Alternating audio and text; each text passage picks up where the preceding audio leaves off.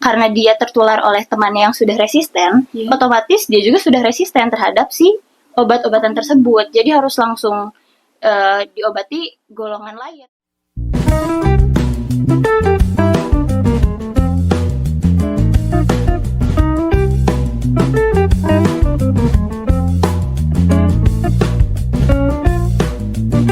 Nah, selain penyebab yang tadi ya, penggunaan antibiotik yang tidak tepat, ada lagi nggak penyebab yang lain? Penyebab yang lain itu misalnya penyebaran bakteri resisten. Bakteri resisten itu misalnya contoh seperti penderita tuberkulosis. Oh iya. Ya, pengobatan obatnya tuh jangka panjang kan penggunaan antibiotiknya. 6 bulan ya. Betul, 6 bulan. 9 bulan juga ada kan ya? 9 bulan juga ada. Dan dia harus teratur minumnya, jangan sampai terlewat. Kalau misalnya terlewat, kenapa kita selalu menekankan rutin ya Bu, jangan sampai terlewat obatnya. Karena kalau terlewat, takutnya dia resisten dan pengobatannya diperpanjang atau bisa resisten terhadap salah satu obat yang digunakan untuk pengobatan tuberkulosis ini. Karena kan kita tahu ada 4 obat itu kan. Misalnya salah satu dia resisten terhadap rifampicin ya. Kemudian dia diobati oleh golongan lain, misalnya obat-obatan golongan lain. Lalu dia itu menyebarkan si penyakit ini ke keluarga atau temannya. Nah, pada saat dia menyebarkan ke keluarga atau temannya, otomatis temannya itu harus berobat pengobatan tuberkulosis juga. Betul. Yang harusnya lini pertamanya itu oleh 4 obat, karena dia tertular oleh temannya yang sudah resisten, otomatis dia juga sudah resisten terhadap si obat-obatan tersebut. Jadi harus langsung diobati golongan lain yang lebih tinggi juga yang lebih efektif. Oh, jadi betul. Sebahaya itu ya kayak. Sebahaya itu. Betul. Berarti resistensi itu bukan hanya didapat dari seseorang yang sering minum obat, bahkan yang baru pengobatan pertama juga jika tertular, betul, berarti jika bisa tertular resisten juga. Betul, kan sangat merugikan ya. Kita misalnya udah minum antibiotik teratur sesuai resep dokter, tapi karena kita tertular oleh orang lain kan, ya seperti itu. Berarti bahaya ya. Bahaya.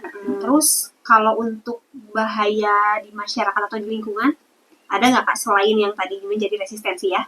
Dan menjadi resistensi ya itu dia, karena resisten harus diobati oleh antibiotik golongan lain, kemudian masa sakitnya juga menjadi lebih lama. Iya, pantas kan jadi agak lama sembuhnya. Betul.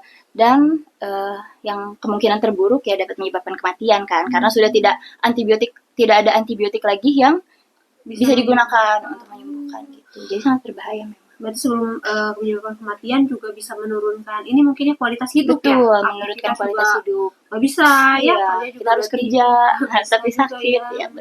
Berarti sebahaya itu ya bagi masyarakat dan lingkungan sekitar.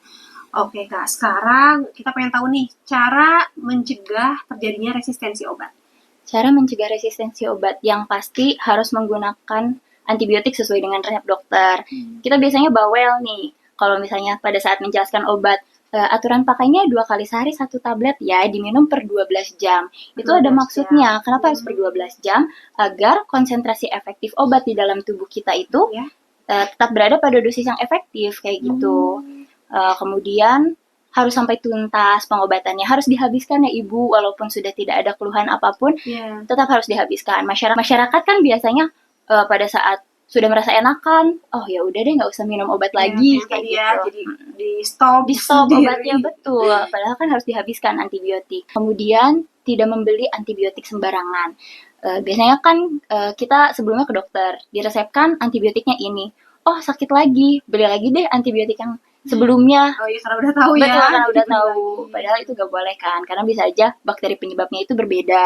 Ya lebih baik sih dicatat, karena kan pada beberapa pasien juga ada yang alergi juga terhadap antibiotik. Untuk ibu-ibu misalnya yang punya anak, nanti kalau misalnya riwayat penggunaan antibiotik anaknya dari bayi sampai tumbuh kembang seperti apa. Dicatat dan harus tahu ya berarti. Betul. Ya. Kita harus tahu apa yang kita minum, apa yang masuk ke tubuh juga ya. Berarti memang sarannya sih lebih baik dicatat ya. Lebih baik. Oke, sama yang terakhir ya apa tuh Kak? Ya. Yang terakhir yang pasti menjaga kebersihan. Seperti yang tadi udah dijelaskan kan ada bakteri resisten. Kalau kita udah teratur minum obatnya, ternyata kita tertular bakteri resisten juga kan merugikan kita. Gitu. Seperti itu sih. Berarti pentingnya untuk sahabat Hermina menjaga kebersihan agar terhindar dari resistensi obat. Ternyata banyak juga ya ilmu yang bisa kita dapat hari ini.